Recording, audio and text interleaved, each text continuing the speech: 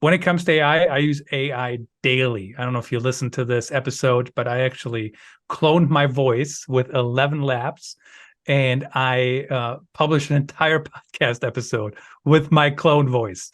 It just read a book chapter, and people are listening to it, and I say it's read by my AI voice, right? It's not. I'm not saying it's not me. So you can use it for things like that. The new intro, and when we have you on my show, you'll hear it. But the intro used to be my wife for like 3 years, and now I recently re-recorded it with an AI voice. It sounds pretty good. I don't think people can even tell that it's an AI voice if I didn't tell them. And it sounds fine, right? There was a couple things on the first version. It's kind of cheesy, like she would be like, "Let's go," or something like that, super weird. And I did not like I cut that out. I didn't want that. But for the most part, it works. The other way I use AI mostly is for headlines. And I don't always use the headlines word for word. I hardly ever do. I use copylime.com that has been built on top of Chat GPT. And I say, this is the topic of the article, and it gives you like 10 headline ideas.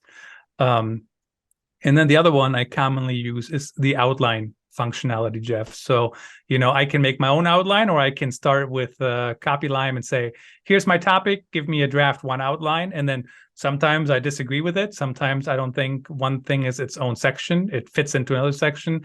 And then there's sometimes sections that I want to add and that Copylime didn't even add. But those are the main things that I use it for. I think writing with Chat GPT, first of all, I will share the story. I ran something through Chat GPT, and I said, give me these 5 things, right? And I was never going to use them anywhere. And then I send out a quote request to a bunch of experts, right? Like you get those, right? Saying, hey, Jeff, can you send me a quote for whatever for this article? And one expert took my request, put it into Chat GPT, didn't tell me that, of course, and sent me back my response, which was almost word for word of what I had just done myself. So I'm like, I am not quoting you for sending me a Chat GPT answer. So I wouldn't recommend that. But I think there's a lot of ways you can use it. I think there's a lot of ways that make sense.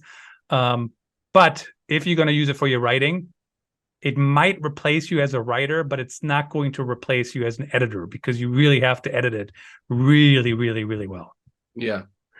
That's a very interesting question. I want to quickly get onto that in a minute, but just to quickly confirm, I'm not happy. I sometimes use ChatGPT to write headlines for me, and it's got a certain way of doing headlines which I really don't like. It basically is a 2-part headline.